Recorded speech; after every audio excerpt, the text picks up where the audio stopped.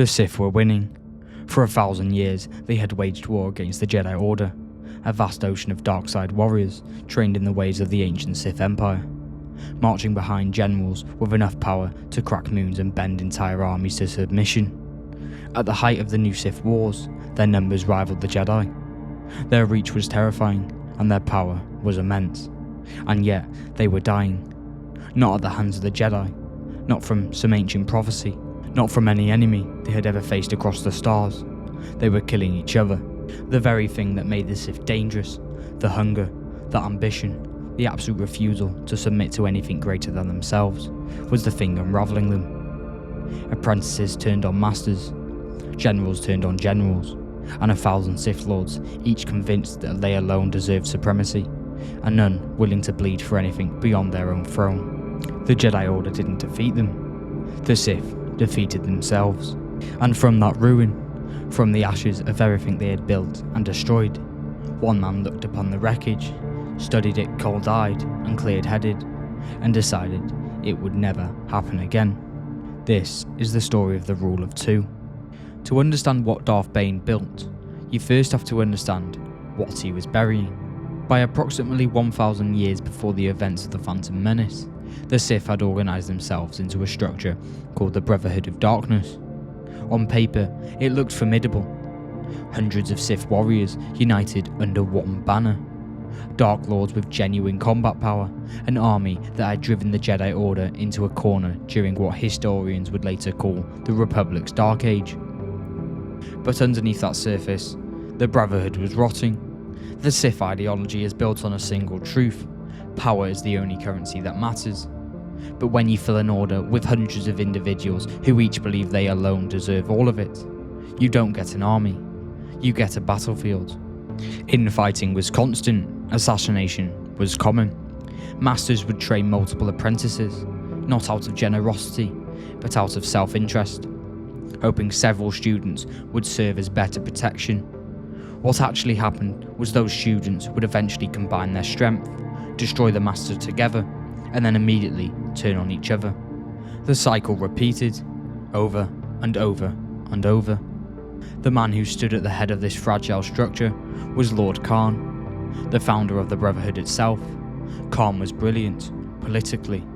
He dismantled the rigid hierarchy of the old Sith tradition and declared all members of the Brotherhood equal. His reasoning was that equality would eliminate the jealousy that caused internal conflict. It did not. What it actually did was remove the one mechanism that had ever given the Sith structure: the absolute authority of a single Dark Lord above all others. With no clear apex of power, no Sith Lord would submit to another, and the chaos Khan tried to prevent simply mutated into something more sophisticated and equally destructive. At the Battle of Ruzan, the seventh and final battle of the Ruzan campaign, Khan made his last desperate move. Surrounded by Jedi, his Brotherhood fracturing, he detonated a fort bomb, an ancient, catastrophic Sith ritual that consumed the Force essence of every Force-sensitive being in range. Jedi and Sith alike, hundreds of souls torn apart and suspended forever in an orb of crystallized darkness, unable to pass on. It was not a victory, it was a mutual annihilation, and watching it from a distance, at a safe remove he had carefully calculated, was Darth Bane. He watched the Brotherhood destroy itself and felt nothing but confirmation. Everything he had studied, everything he had concluded, it was all playing out exactly as he knew it would. With each cycle, the Sith that survived were not necessarily stronger. They were simply survivors. Power wasn't being refined, it was being wasted. And a Sith Order that spent more energy destroying itself than its enemies was an order walking towards extinction. But here's what the Brotherhood never understood. One man had already diagnosed this problem, centuries before Bane ever set foot in the Sith Academy. That man was Darth Revan. Revan is a complicated figure, a Jedi who fell to the dark side, a Sith who returned to the light. He spent much of his extraordinary existence suspended somewhere between both orders, and that distance gave him something most Sith never possessed: clarity. Revan observed that the Jedi Order, despite being comparable in raw power to the Sith, functioned as an institution. Its members had a cause beyond themselves, a purpose that superseded personal ambition. They fought for something greater than their own survival, and that cohesion made them resilient in the way the Sith simply were not. The Sith, by contrast, were individuals dressed in a costume of an organisation, members who wanted domination, but were not willing to work as a unit to achieve it. And Revan saw what this meant in practice: enormous potential, slowly consuming itself. His conclusion was simple and devastating: reduce the numbers, force the concentration of Force energy into fewer vessels, pour all that dark side power, uncut, undiluted, into a single master-apprentice pairing, rather than spreading it thin across hundreds of mediocre practitioners. What you produce is not a swarm, a scalpel. Revan recorded all of it, left his teachings on a Sith holocron for any student with the intelligence to find it and the will to act on it. The core premise was almost mathematical in its precision.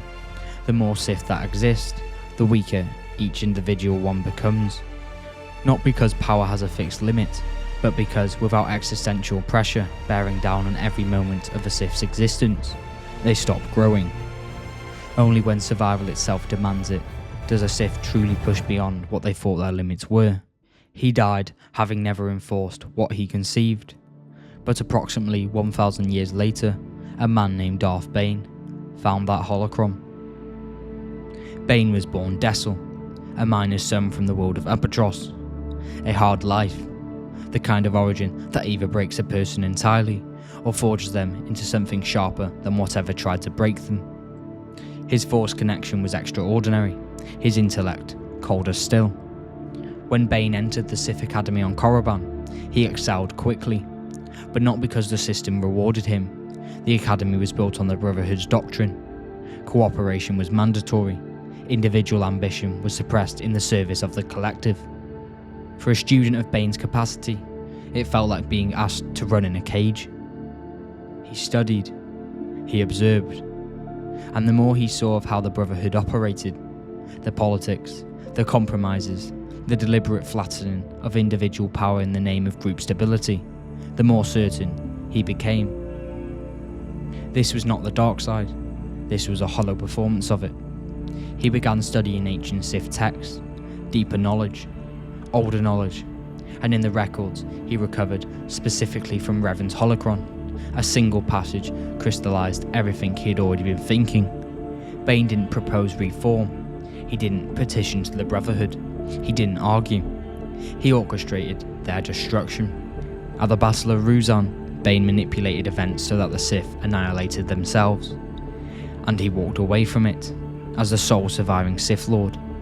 And in that solitude, he enacted the new law: always two, no more, no less. One master to embody power, and one apprentice to crave it.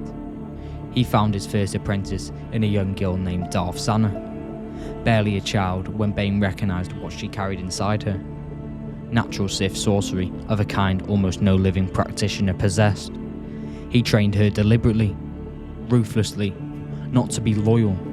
The rule had no use for loyalty, but to be capable enough to challenge him when the time came, and it did come. Zana defeated him through Sith sorcery, claimed the title of the Dark Lord of the Sith, and the chain that would run for over 1,000 years, had officially begun. Now here's the thing about the rule of two that most people never fully think through. The greatest victory it ever achieved had nothing to do with the Sith growing stronger. It had nothing to do with training, with power, with succession of masters and apprentices. It had to do with invisibility. Two Sith leave almost no trace. An army of Sith Lords radiates dark side energy across the galaxy, visible to any Jedi sensitive enough to feel it. Two individuals, disciplined, cautious, operating in the shadow, can move through galactic civilization without the Force ever announcing them. And that is exactly what happened. For 1,000 years, the Jedi Order, the greatest Force-sensitive institution in galactic history, had no concrete proof that the Sith still existed. They suspected, they debated it in the council chamber, there were whispers, There were incidents that didn't quite fit, but proof, a confirmed Sith Lord active and operational? Nothing. Even when Darth Maul appeared on Tatooine and engaged Qui-Gon Jinn, the Council's first conclusion was not the Sith are back. Their first debate was whether he was a Sith Lord at all, or simply a rogue dark side user operating alone.